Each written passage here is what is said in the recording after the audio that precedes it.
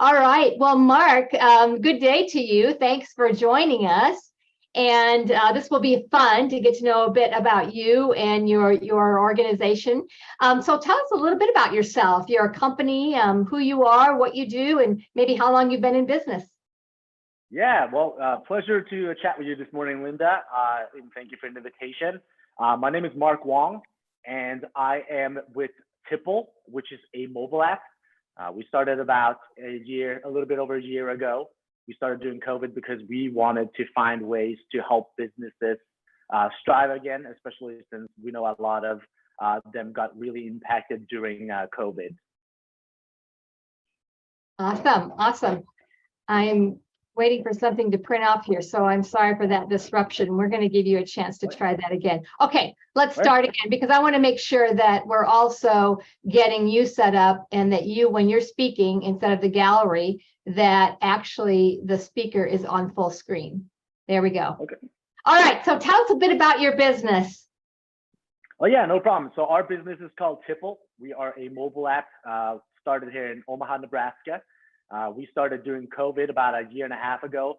We got together and we recognized that there was a problem in our community, and that was a lot of businesses that we really liked and wanted to support. They were closing because of lack of community support. Kind of that was also because of all of the COVID scares that was going around, but we wanted to find a way to kind of help businesses out and also get people excited about supporting local businesses again. Absolutely. That was a challenging time. We learned a lot during that time, didn't we? Oh, yeah, absolutely. I think we're still learning a lot, so. We certainly are. So what would be one of the things that you did during that time to help you pivot your business or change? What would be something that you gained as insights? Yeah, so we learned a lot about, how the power of community works. We knew that there was a lot of people that really genuinely wanted to support local businesses and help each other out. So that was really comforting during this dark time. But we also knew that due to human, a lot of the human, preferences, we tend to a lot of times kind of support the same businesses. So we kind of like to stay in our little bubbles. So yeah, that's when we kind of came up with Tippl, and we wanted to find ways to kind of, encourage people to support businesses outside of what they normally like to support. Beautiful. Kind of a discovery time, right? We use that as a discovery. Yeah. Beautiful. Yeah, beautiful. Absolutely. Beautiful. So what kind of growth did you experience during that time then?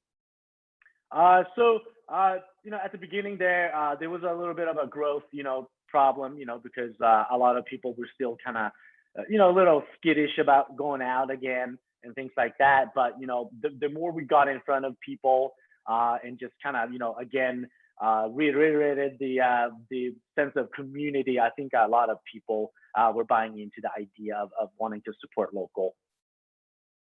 Absolutely. It does feel good, doesn't it, to support local and see your community grow? Because when our communities grow, we all get better. That's for sure. Yeah, absolutely. I'm a huge supporter for local and community involvement. Nice. So let me ask you, if you were to start your business all over again, what would you do differently? Honestly, I don't think I would have done anything differently. I'm a true believer that everything that does happen to you, happens for a reason, and I usually take a lot of things as a learning experience if it doesn't go my way, and I think it's a great way to look at things that way. Nice. Well, how do you keep balance then in growing your business and keeping your personal goals and your personal life in order? Yeah, no, that's a great question, because I think most people that have a startup, they'll tell you that your startup brain probably never shuts off, but I do truly believe that having a work-life balance is really important. I do try to do a lot of things that doesn't involve technology. When I do try to kind of disconnect, I like to spend a lot of time with my dog and enjoy the great outdoors. Yeah, it's time for spring to come, isn't it? It is starting to get really beautiful here in Nebraska. So I really love that. We were just at a business excellence conference, and so we flew out of Omaha. So I've been down there, and yes, things are starting to bloom, and the buds and the trees and the flowers and such. It's fun to see, for sure. Let me ask you this about growing your team. What does that look like for you? Yeah, so there's three of us on the team. We're all co-founders. We're all best friends. So it's been great to work alongside your friends and kind of grow and support the community with your friends.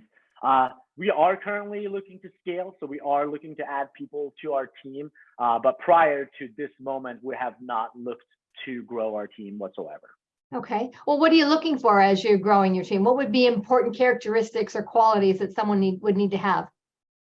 Yeah, I mean, we would certainly want someone that has the same passion for community support like we do, and then have the nice and relaxing ability to know that what our company is about. We are a company that is supporting entertainment, so it's important, I think, that someone has a similar mindset like that. So say more about supporting entertainment. Why is that important, and who would be your ideal audience or ideal client or customer? Oh yeah, so that's a really good question too. I mean, because we are a mobile app that involves alcoholic drinks. So at the beginning there, we identified that everyone that is 21 plus would be a good target audience for us. But I think we, with the recent few months, we've kind of narrowed it down. Thinking that our general target market that would be really good for us would be people that are between the age of 21 to about 40. These are the people that still are super excited about going out maybe one or twice a week, and they are excited about supporting new businesses and trying new things. Not saying that anyone above that age aren't wanting to try new things, but I think probably after you reach a certain age, you have a certain comfort and you really just are, wanting to just kind of coast, I think. Love that idea. I'm curious, since you said that, the founders, you're good friends and learning to do business together. What would be something that you discovered that was easier than you thought? And then maybe what would be something that you're discovering is more difficult as you're growing your business? Yeah, so I'll start with the difficulties first. So I would say a big thing, especially with startups, and we don't actually have a brick and mortar, so a lot of our communication is done digitally. There's a lot of texting involved. There's a lot of emails and Zoom calls and things like that. So sometimes getting on the same page is a little hard, especially since I'm a huge person with human interaction. I really like to look people in the eyes when I talk to them. I kind of like to feel the energy in the room. So that's a little bit of a challenge, just kind of getting used to the digital communication life there, especially with a startup. In terms of something that's easy, I would say also communication, because I think you are such good friends. So we are very transparent with each other. We constantly push each other. If there's anyone that's slacking, we have no issues with letting each other know that. And so yeah, it's been a great journey so far. We just continuously help each other grow. Nice. What would your co-founders say about you? What would they say about Mark as a colleague, as a business partner? Oh, I don't know. I would just hope that they appreciate the work that I do for the company, which I know they do because they constantly tell me this. So I'm very appreciative of that. Love it. Love it. So when you started, right, from when you started to where you are today, are you where you want to be, or do you have some growing that you want to do? Yeah, so in terms of our company, so we are actually in the fundraising round right now. So we are looking to scale here hopefully shortly. Okay. And what about in 5 years? What is it going to look like? Well, hopefully by then you will be able to see and use Tippl at most major cities in the US. So we're talking about growing beyond where you're at today. And when you say major cities in the US, that's a good footprint. Yeah, no, our goal is to go nationwide, and we want to be able to help all of the communities in the nation. Beautiful. What's your marketing plan look like these days? Or is that something we need to work on? So we've had a pretty good strategy locally, but I think in terms of the fundraising, we want a lot of that money to go into marketing. Sure, sure. And I'm curious about how you see marketing. Do you see marketing as an investment or as a necessary expense to run your business? I think it's kind of like a hybrid of both, methods there, because I think marketing is required because a big thing is to create brand recognition and trust. I think that's the biggest thing is the trust part. So I think it is somewhat necessary to spend marketing money in order to kind of fulfill a lot of the marketing aspects of things. Awesome. So awesome. So let's say that I'm in your target audience. What do you say to me to tell me about what you do and why it would be valuable for me? Yeah, I would say, hey, Linda, first I would ask you, do you enjoy going out?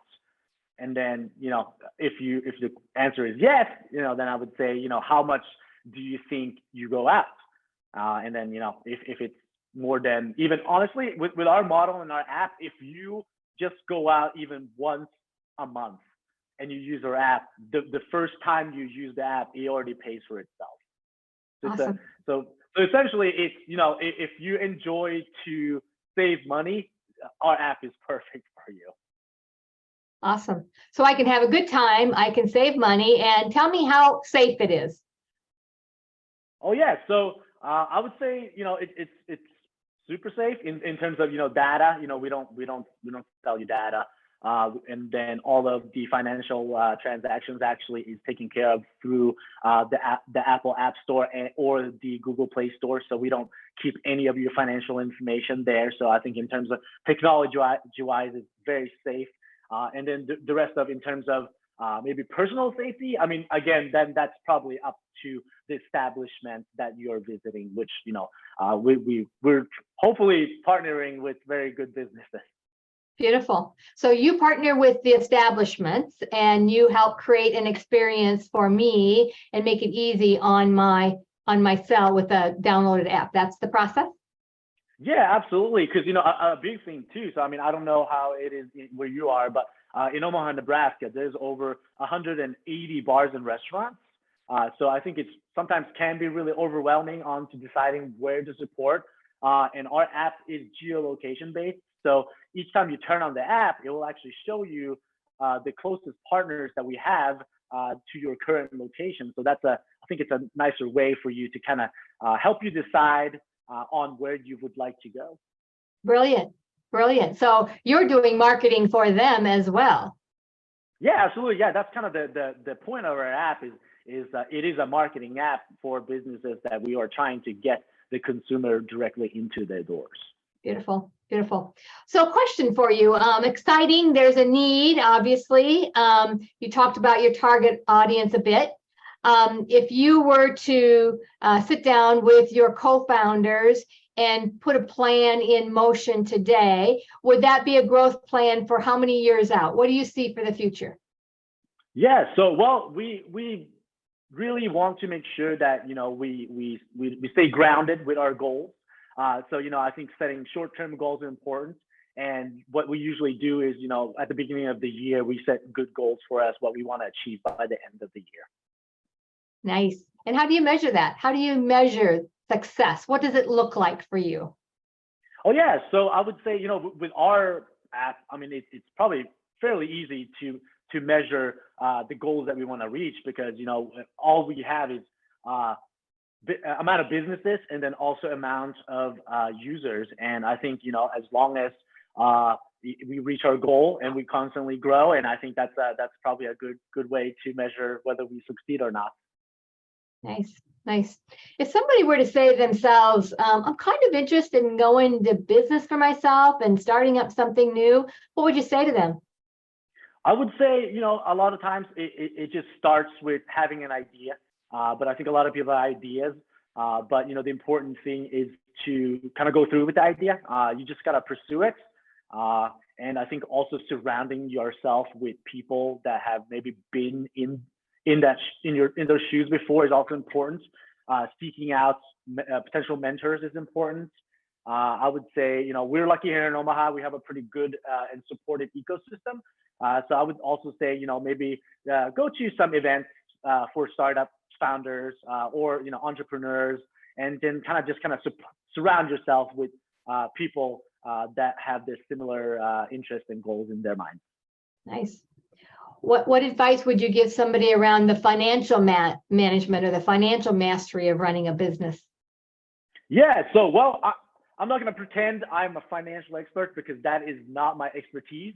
So I would say, from my shoes, I would say if that is not your strength, it's really important to have someone on your team that is very good with financials.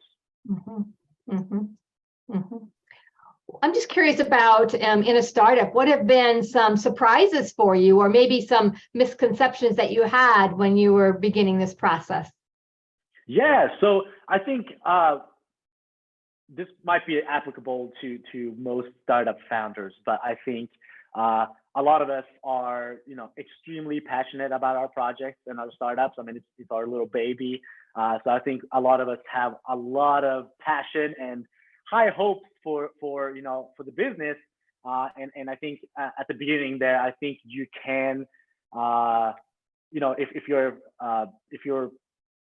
what's the word I'm looking for? If your hopes are super high, you might also set yourself up for a little bit of disappointment because, a lot of times you think that things are gonna, kind of progress really quickly.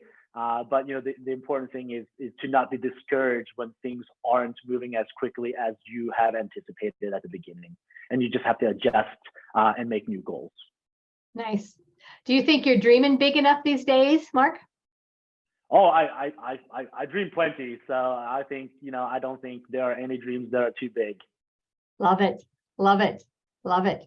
What else should I be asking that you would like to say to your clients or potential customers out there? I don't think, our business is pretty straightforward. So I think all you got to do is, just give us a chance. And how do we find you? Yeah, so you can look us up on social media, and then also we do have a website, which is tippl.app, Tippl.app. And we download that from either the Google Play Store or the Apple Play Store, right?